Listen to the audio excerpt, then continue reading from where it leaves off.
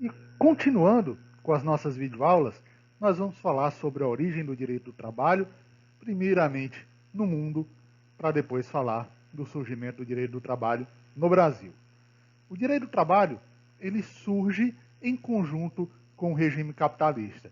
Você está vendo aí a dica do Rochinha, aliás, do lado de cá, você está vendo aqui a dica do Rochinha, não há sentido se falar em direito do trabalho em um regime que não seja capitalista. O direito do trabalho ele surge justamente para civilizar e tornar mais dinâmico o regime capitalista.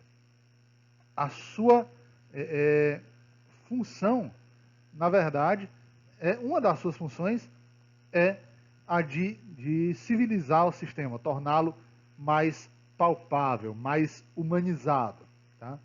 Ele surge não apenas no sistema da Revolução Industrial, que ocorre ali no final do século XVIII, na Grã-Bretanha, mas sim fixa critérios, fixa medidas de civilidade a esse sistema. Quando você vai estudar o sistema capitalista, principalmente aquele surgido ali com a Revolução Industrial, você lembra que as pessoas trabalhavam 12, 13, 14, 16 horas por dia com direito de ficar calado e achar bom. Né? Então, o direito do trabalho ele surge justamente nesse contexto de civilizar o sistema econômico capitalista. E qual é a categoria própria, central do direito do trabalho? E sem o qual você não pode falar que existe direito do trabalho. É justamente o trabalho subordinado. O trabalho subordinado, ele é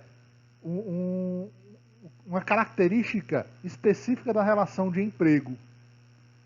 Sem esse trabalho subordinado, não se pode falar em direito do trabalho. Esse trabalho subordinado, ele é justamente o trabalho livre. Mas, professor, se é subordinado, como é que é livre? É porque existe uma diferença entre subordinação e sujeição.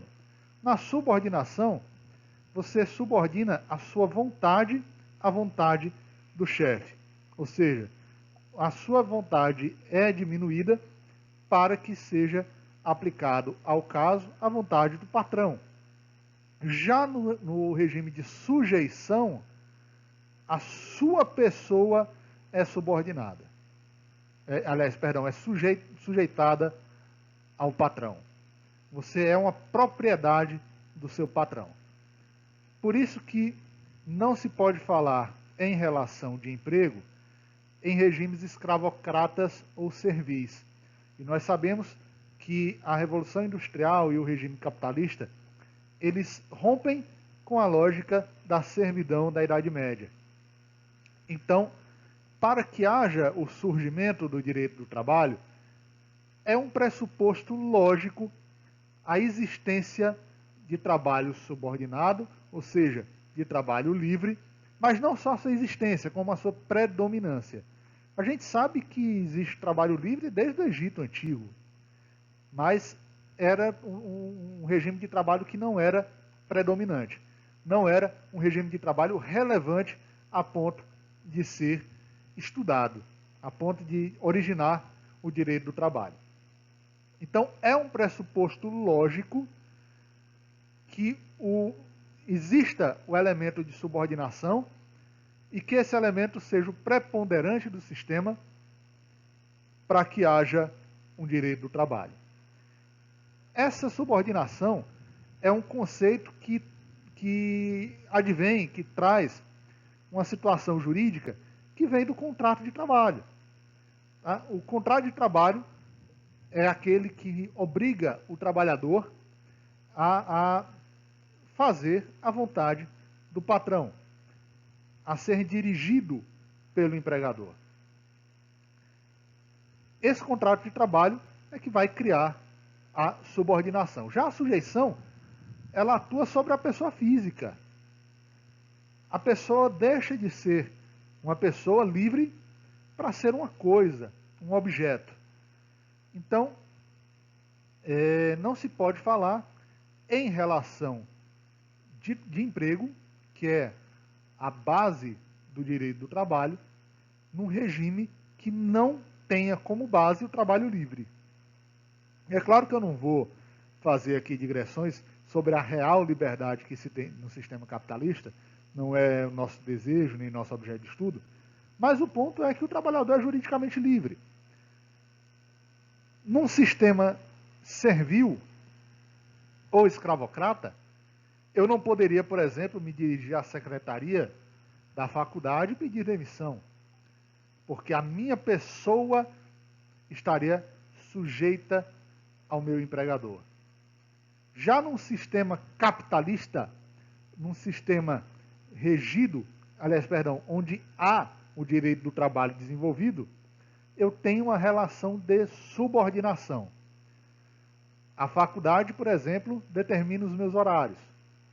Eu não tenho a liberdade de dizer, eu vou dar aula em tal dia, em tal dia, em tal dia eu não dou aula. Eu não posso faltar sem justificar minha falta.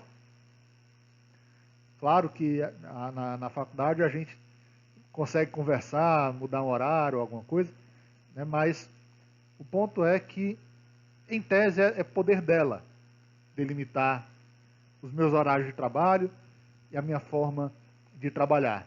Entretanto, eu posso, se eu quiser, ir na secretaria e pedir demissão. Então você observa que, na verdade, eu tenho uma subordinação porque eu escolho me subordinar à empresa. E essa relação de subordinação, ela é condição sine qua non para a existência do direito do trabalho.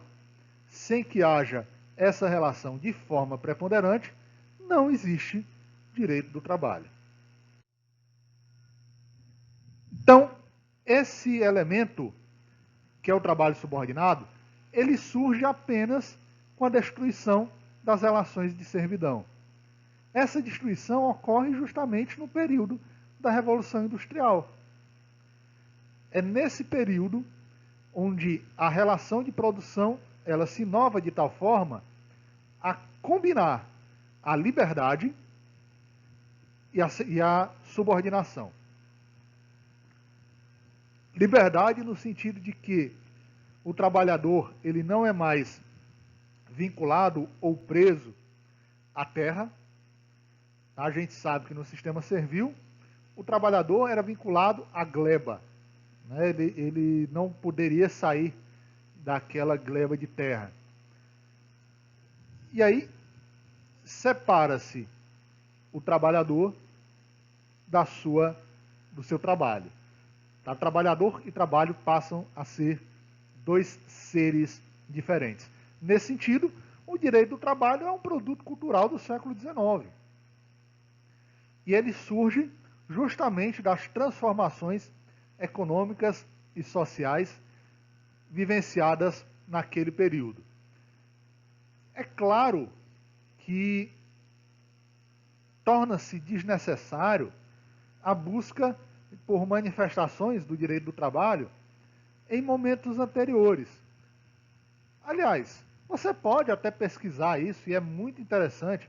Eu posso até disponibilizar para vocês um artigo que eu li recentemente sobre a relação de trabalho no Egito.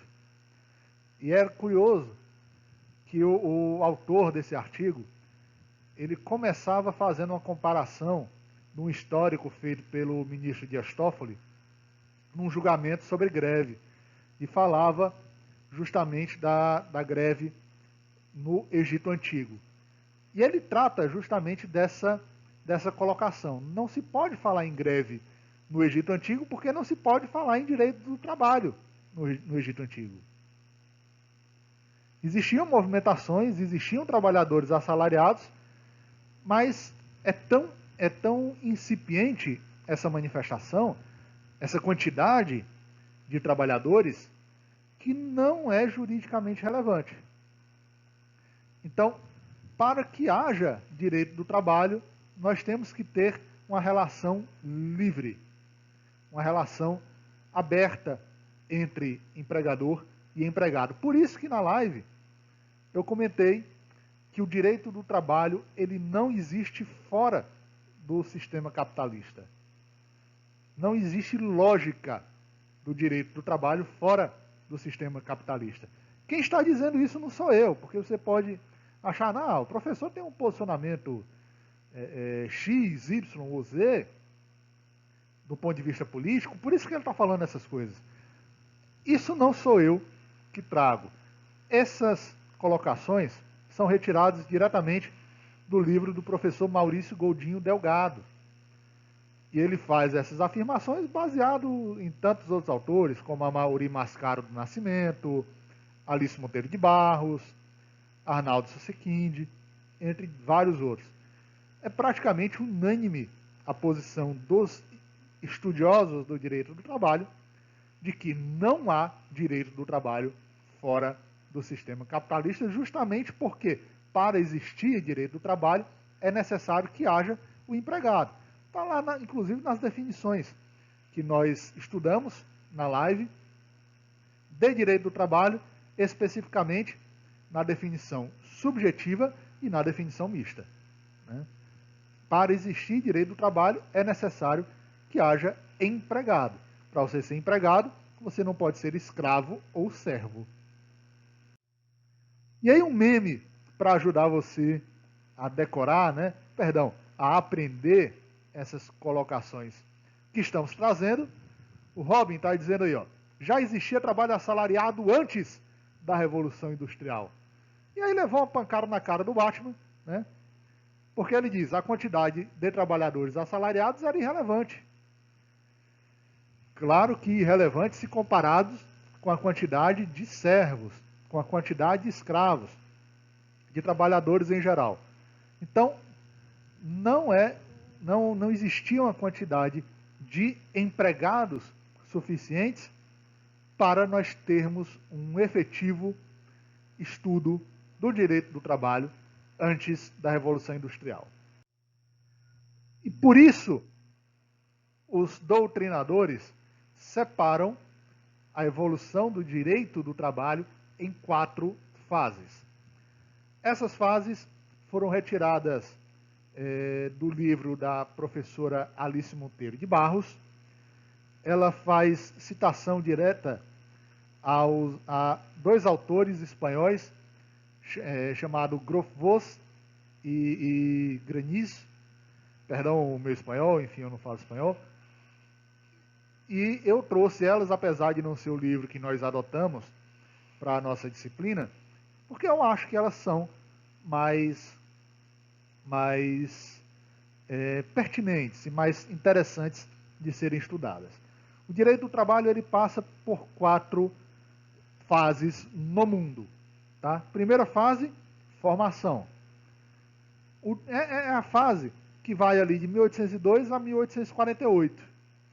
Ela se inicia com a Peel's Act, no Reino Unido, que é ali no começo do século XIX. E é interessante porque ela trata da proteção do trabalho do menor e ela também é considerada a primeira legislação de proteção do menor do mundo. Então, você vai ouvir falar da Peel's Act aqui no direito do trabalho e também em direito da criança e adolescente.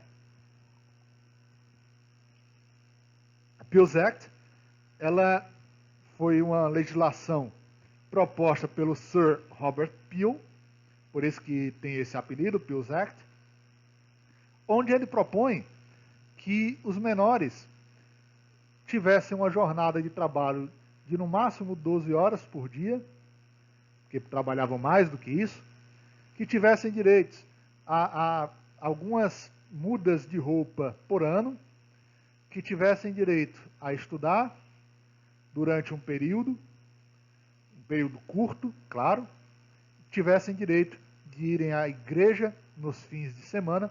E é interessante que, apesar dela ser uma legislação que protege o trabalhador, no caso o trabalhador menor, ela foi instituída não na função de proteger o trabalhador, mas na função de proteger as comunidades, porque o Sir Robert Peel percebeu que os menores adoeciam com muita facilidade, porque não tinham condições de segurança do trabalho, e aí eles levavam as doenças de volta para as suas cidades. No caso da Peel's Act, para a cidade de Manchester. Então, justamente em função disso, ele introduz essa primeira legislação, que não tinha a intenção de proteger o trabalhador, mas sim de proteger a população da cidade de Manchester. E aí nós temos a segunda fase, que é a fase de intensificação, que vai se situar entre os anos de 1848 e 1890, para quem é afiado no direito, perdão, para quem é afiado na história e gosta de leituras, vai observar que o ano de 1848 foi o ano de lançamento do Manifesto Comunista. Aí, gente, novamente, não vai colocar na sua cabeça que direito do trabalho é coisa de esquerdista, que não tem nada a ver, né? Mas é inegável a contribuição que a filosofia de Marx faz não só ao direito do trabalho, como a outros ramos do direito. De modo que torna-se um marco na evolução do direito do trabalho o Manifesto Comunista, além das suas próprias ideias, mas pela ideia principal de internacionalização do direito do trabalho. E aí a gente vai ter os primeiros movimentos de internacionalização do direito do trabalho, aí com o Manifesto Comunista, com a Revolução de 1848 na França, e com as pregações de Robert Owen, que vão ocorrer aí no momento de intensificação do direito do trabalho. Tá? E aí nós temos a terceira fase, que é a de consolidação. Ela vai entre os anos de 1890 e 1819. Os seus marcos iniciais são dois. Primeiro é o da Conferência de Berlim, de 1890. Foi a primeira grande conferência a tratar de direito do trabalho em âmbito internacional. É curioso que já há muitos anos, um escocês, justamente o Robert Owen, fazia as suas pregações no sentido de aumentar os direitos dos trabalhadores, não só dentro da Escócia, mas sim em países vizinhos. Porque o que é que acontecia? Você tinha, no Reino Unido, por exemplo, um direito que era dado aos trabalhadores que não era dado na França, por exemplo. E aí as empresas migravam para a França, porque era mais barato. Então, começou-se a observar a necessidade de internacionalizar o direito do trabalho. E aí, o primeiro país a comprar a ideia foi a Suíça.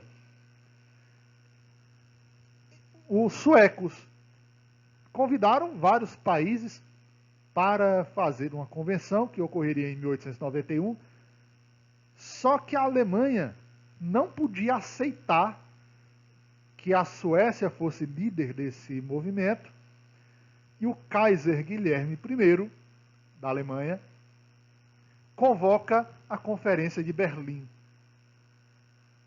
Convocou, claro, antes da Conferência Sueca, para que esvaziasse a Conferência Sueca e tudo viesse a ser decidido em Berlim. Claro que, como foi a primeira, não se decidiu tantas coisas.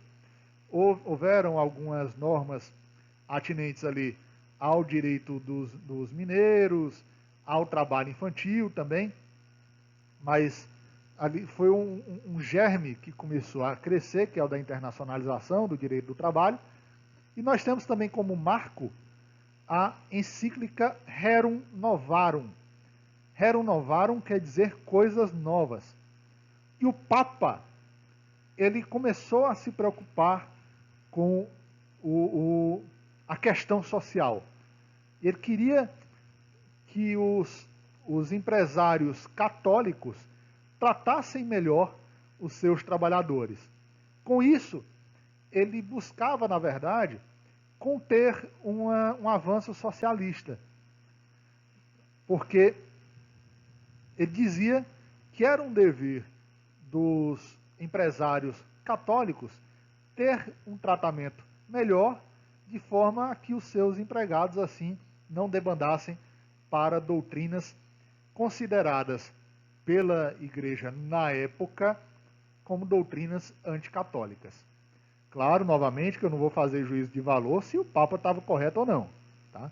Aqui a gente está falando apenas de história. E a última fase, que é a fase que vivemos, ela se inicia em 1919. Eu tenho certeza que para vocês que adoram história, vocês vão saber o que é que ocorreu em 1919. É o fim da Primeira Guerra Mundial. A guerra para acabar com todas as guerras.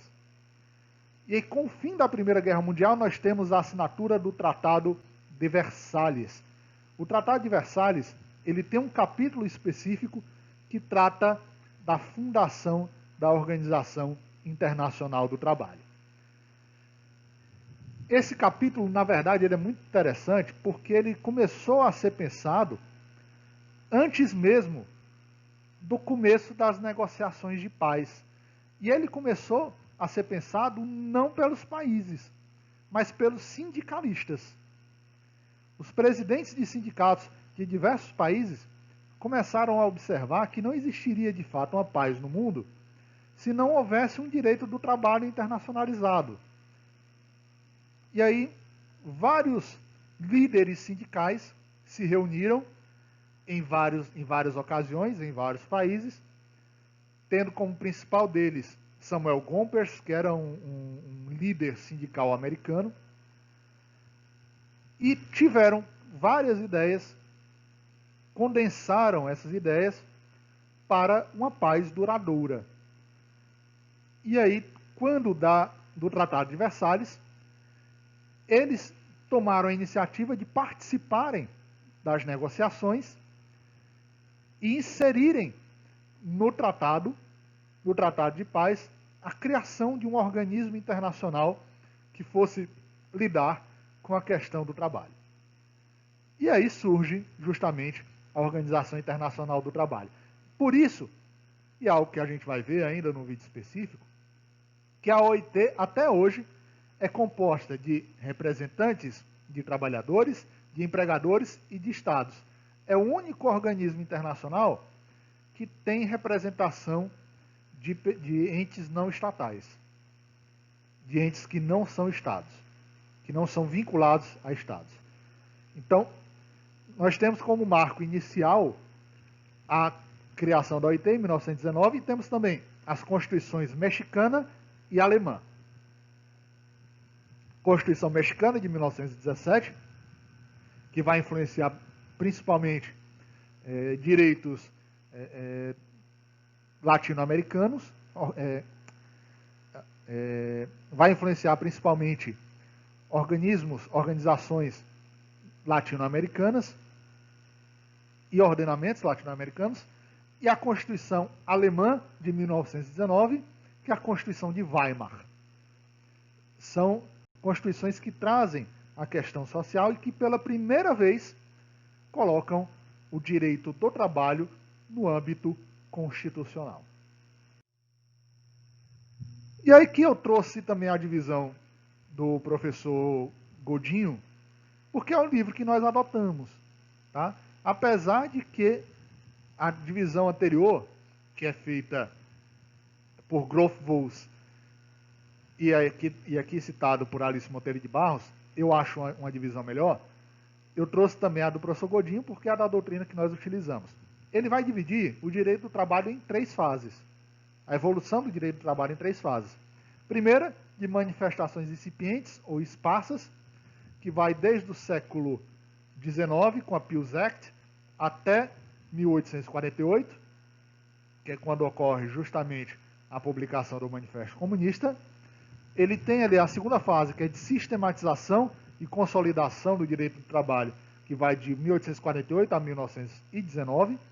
1919, novamente, o Tratado de Versalhes, final da Primeira Guerra Mundial, com a criação da OIT, com a Constituição Mexicana de 1917 e a Constituição de Weimar de 1919, e como terceira fase da institucionalização do direito do trabalho, que vai começar em 1919, justamente com a criação da OIT, e avança ao longo do século XX, só que ele traz um quarto momento, que não é trazido por outros doutrinadores, que é um momento interessante que ele chama de desestabilização do direito do trabalho, ou relativização do direito do trabalho, que ele vai começar a ocorrer na década de 70, aliás, na década de 70 e década de 80, final da década de 70, começo da década de 80, com um processo de desestatização e de reformas no direito do trabalho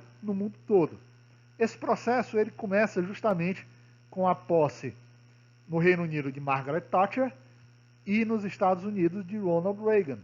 Ou seja, são duas visões conservadoras em grandes potências mundiais. E isso vem, de certo modo, criar uma nova visão do direito do trabalho, uma visão mais liberal, tá? Uma visão menos regulamentadora do direito do trabalho, e essa visão chega ao Brasil na década de 90, com algumas reformas neoliberais que nós tivemos na década de 90, e ela aumenta ainda mais nos anos de 2016 e 2017, que é quando vai ocorrer ali a reforma trabalhista. Começam os debates em 2016 e ela é efetivada em 2017. E agora nós estamos tendo, com o Covid-19, uma nova discussão sobre a desregulamentação do direito do trabalho. E aí essa fase o professor Godinho trata, nomeia de fase de crise e transição do direito do trabalho. E o nosso vídeo se encerra por aqui, lembrando que tem outros ainda, viu, gente? Não esqueça de assistir os outros vídeos. Muito obrigado e até o próximo vídeo.